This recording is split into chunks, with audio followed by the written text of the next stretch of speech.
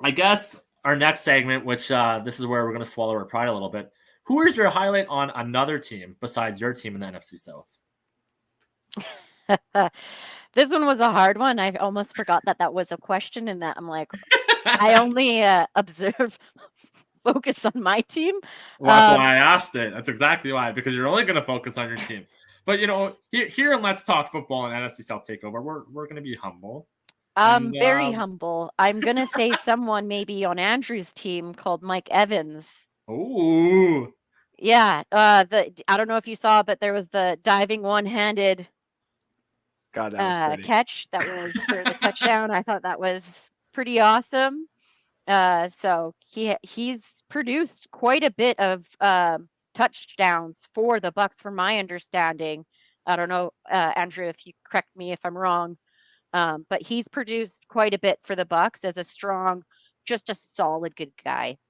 Oh yeah, I think if I'm not mistaken, I know if some Buccaneer fan is listening right now, they're gonna be like, Andrew, I think he's the franchise leader in touchdowns. So Yeah, I was gonna say he's 77 career touchdowns, and most touchdowns for your guys' history. So yes, that's my guy, I guess. yeah. I guess my question for you, I guess with that, Andrew, do you think if Chris Godwin wasn't injured, in the last few seasons, that he could compete for that?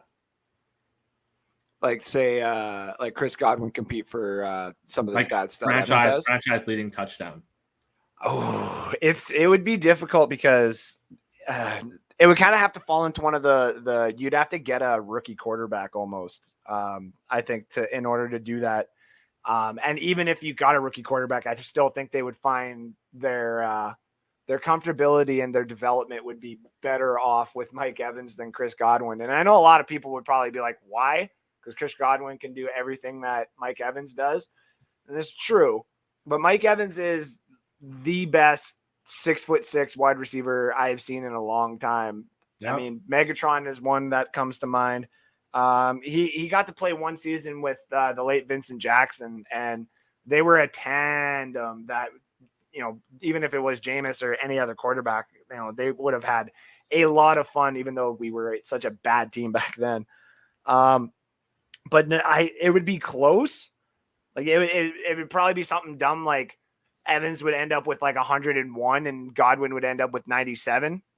But, Godwin deserves all the respect that he has been respectively getting. I just know that the Buccaneers aren't going to let both of those wide receivers walk anytime soon. Yeah, no, that's I think that was my little bit of my resignation with the Bucks too. And like everybody was really happy about the Julio signing and Russell Gage and just kind of just stealing our wide receivers, but that's fine. You can cherry pick us. I get it. It's all good. But like you guys do have a really strong wide receiving core, right?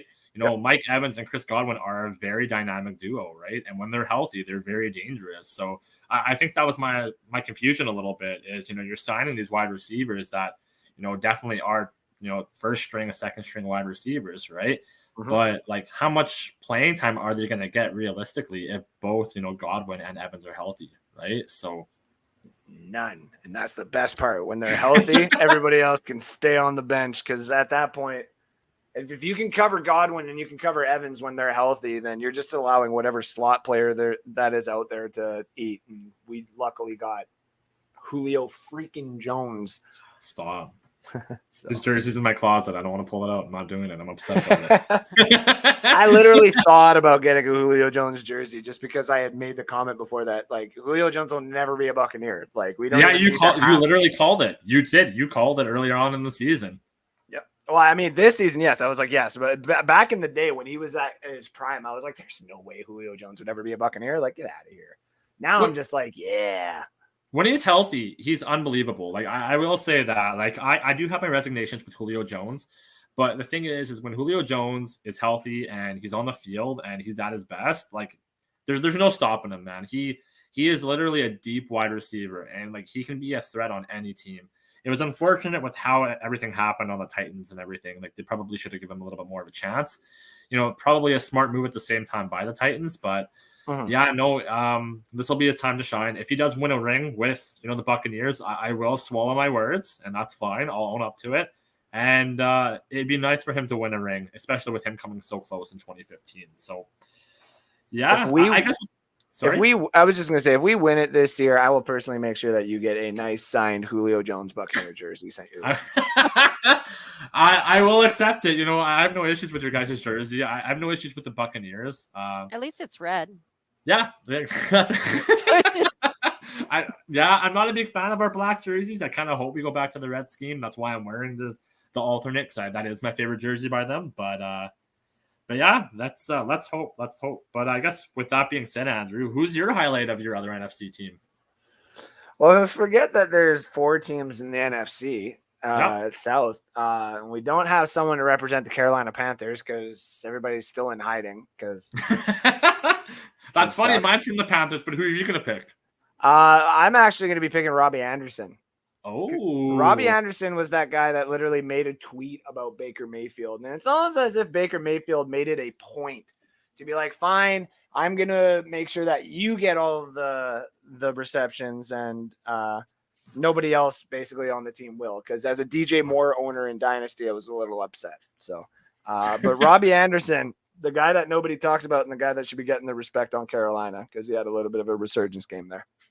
Yeah, you know what? Like they do have some good wide receivers, right? With Anderson and Moore. It's kind of sad because there's been such a quarterback frenzy there in Carolina, right? Mm-hmm. And again, it's been nice being, I guess, any of us, right? A Saints fan, a Bucs fan, or an Atlanta fan, because you at least you're going to split the year and kind of go toe to toe with Carolina, especially with what's his face, Mr. Newton, Mr. Magic leaving. So yeah, no, it's interesting. I'm kind of hoping. I'm high on Baker. I've been high on Baker from the start. I think he gets a bad rep. Even with Jameis Winston being a number 1 overall pick, Baker was a number 1 overall pick, right? So there is something to be said. He's got the talent, whether people want to admit it or not. Yeah, sure. He's made some bad throws and he's had some bad games, but what quarterback hasn't? You're telling me that Jameis Winston hasn't? Like, you're telling me that Trevor Lawrence hasn't yet? 5 years of bad Jameis Winston. There's no broken glass. There's no broken around here. But but Jameis had good games too, right? Like, correct me if I'm wrong with Jameis Winston, right? Either he show up or he was out in the bleachers. I mean, he beat Taysom Hill for the QB spot, so I guess.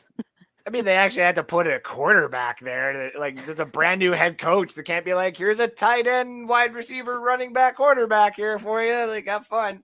Even though I put him in, I know a lot of teams and everybody is probably watching the show being like, why the hell is everybody needs to clip this? Fan? People need to clip this right now. Like, Andrew's talking about Jameis. This needs to be shown in the future.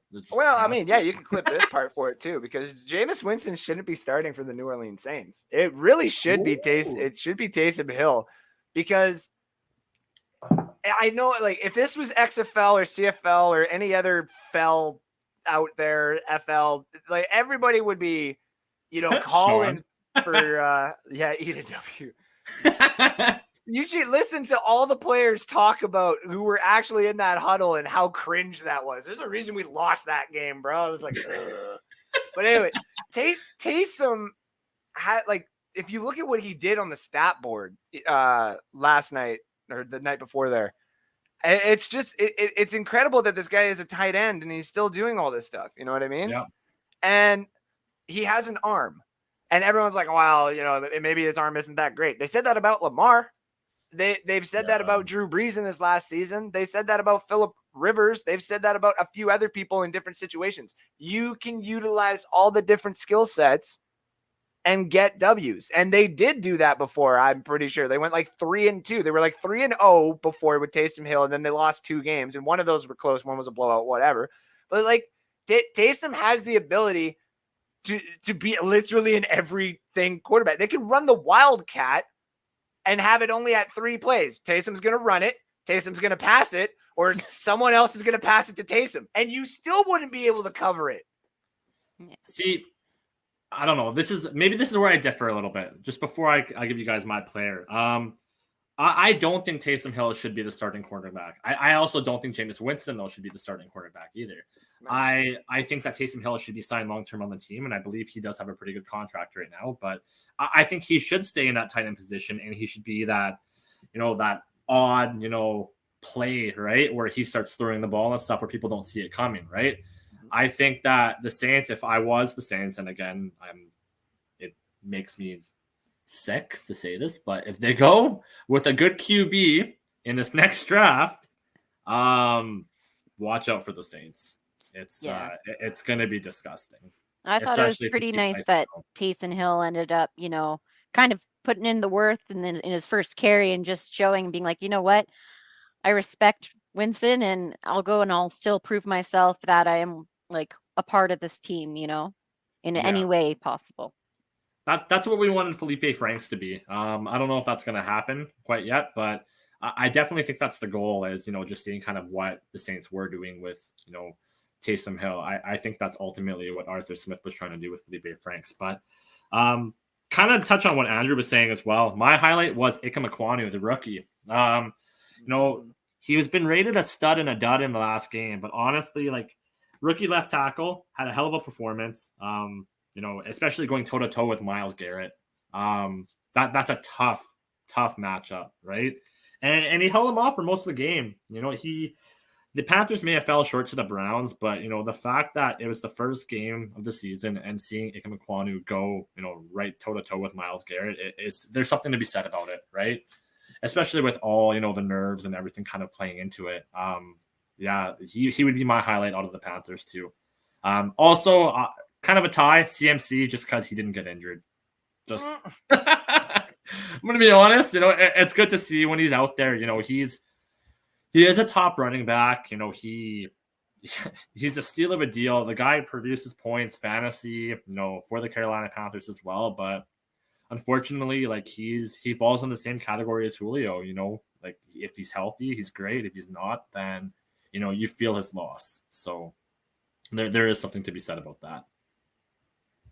But for sure. Thanks for watching. If you like that clip, be sure to check out the other great content from the Let's Talk Football community.